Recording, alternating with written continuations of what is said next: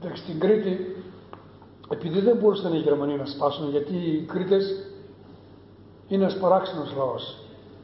Αφού δεν μπόρεσε να το σπάσει, κατάφερε να στείλει τους πιο επίλεκτους αληθιτοτιστές του.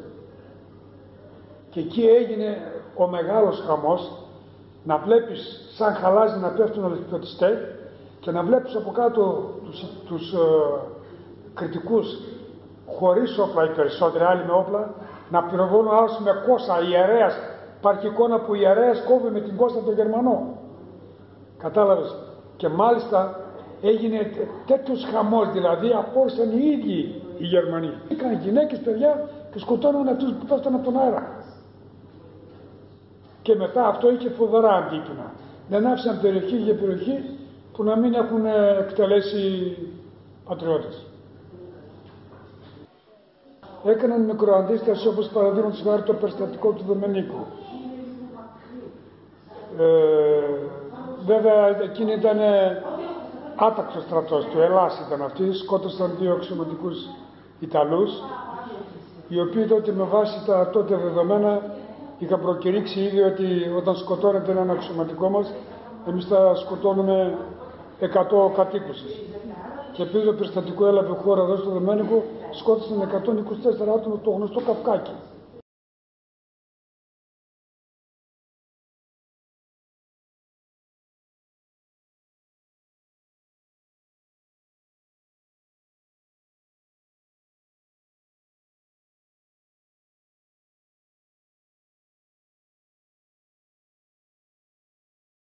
Εμείς εδώ, ας πούμε, δεν είχαμε τόσο οργάνωση. Παρά αυτά όμως προσπαθούσαμε και εμείς να κάνουμε έναν αγώνα. Και αυτά που θυμάμαι εγώ είναι τώρα ότι επιστρατεύανε κόσμο με τα ζώα τους, γιατί τότε δεν υπήρχαν τα μεταφορικά μέσα που έχουμε τώρα, και κουβαλούσαν πολεμοφόδια και κυρίως τροφοδοσία για τον στρατό. Ότι όταν χτύπησαν οι σιρήνες για την επιστράτευση, το ότι με το τελεσίγραφο των Ιταλών ότι μπαίνουμε στη χώρα σας, πραγματικά ήχησαν οι σιρήνες και άρχισαν να χτυπούν οι καμπάνες και υπήρχε ένας αλλαλαγμός των κατοίκων στα μικρά χωριά. Να βλέπεις τώρα μάνες να κλαίνε γιατί θα αποχαιρετήσουν τα παιδιά τους, οι γυναίκες, τους άντρες τους κτλ. Ήταν μια εικόνα πανικού. Αλλά για μια στιγμή το συνειδητοποίησαν όλοι και άρχισαν και μαζεύανε, ας πούμε, υλικό για να δώσουν σε αυτούς που θα φύγουν σε ρούχα, σε τρόφιμα, σε κάτι τέτοια, γιατί και τους έδιναν και την ευχή τους και τους ευχόταν με την νίκη και καλή επιστροφή.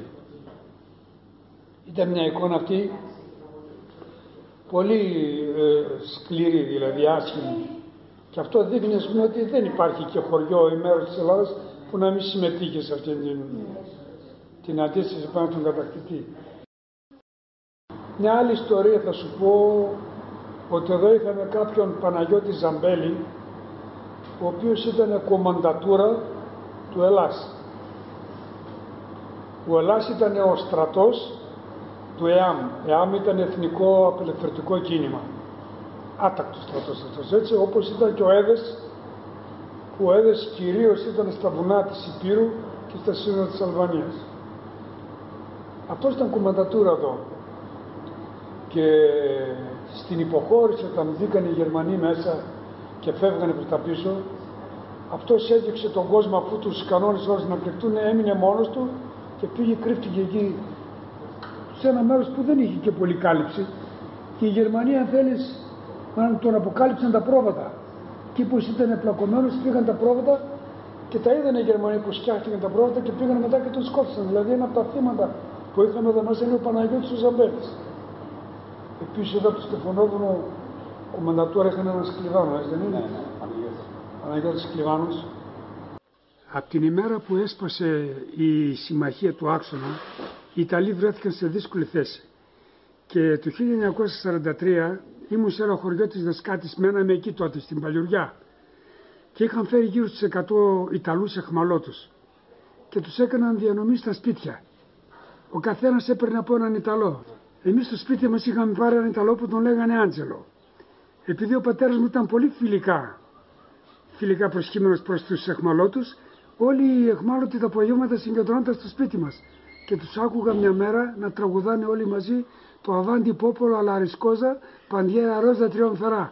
Αυτό για μένα αποδεικνύει ότι ήταν αριστερό με πετήσουν οι άνθρωποι και δεν ήθελαν τον πόλεμο. Και η εντολή του άξονα ήταν η Ιταλία μέσα στις δικαιοδοσίες της δόθηκε να κατακτήσει την Αιθιοπία, την Ελλάδα και την Αλβανία ως πρώτη φάση. Την Αιθιοπία την κατέκτησε γρήγορα, χώρα που σήμερα έχει 100 εκατομμύρια πληθυσμό, είναι στην Αφρική αυτή.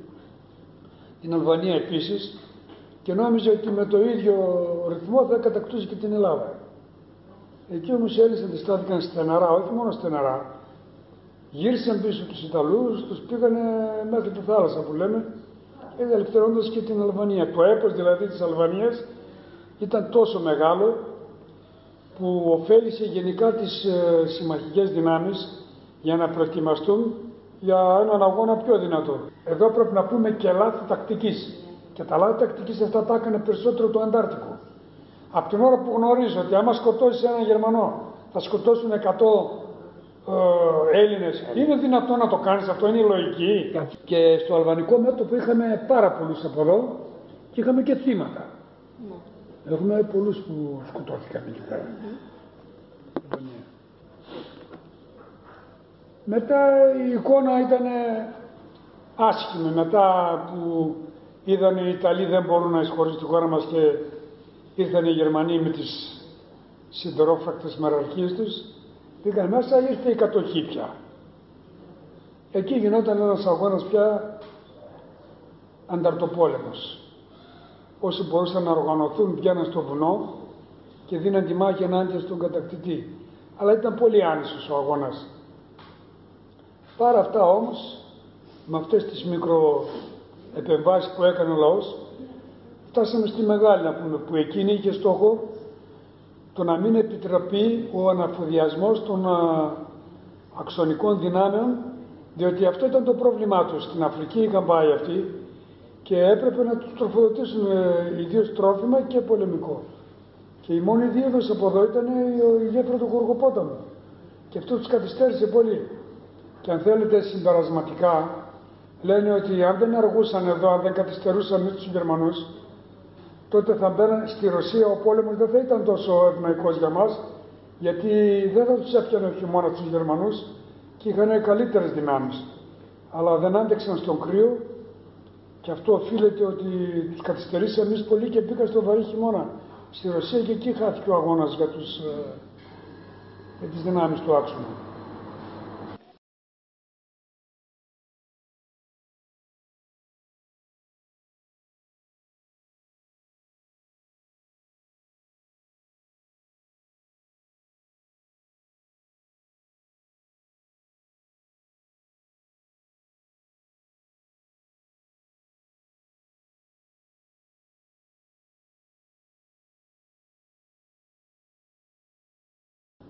Και εδώ ο κόσμος όσο μπόρεσε πρόσφερε.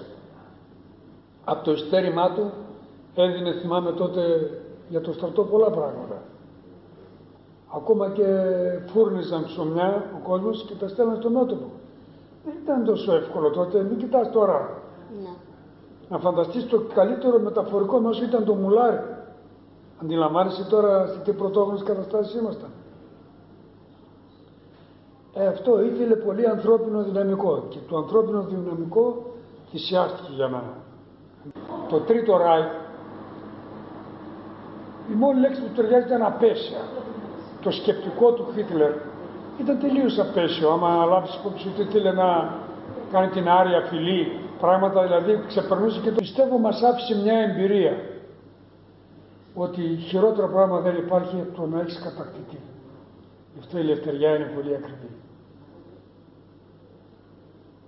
Γι' αυτό για τη ελευθεριά αξίζει να σκοτωθείς.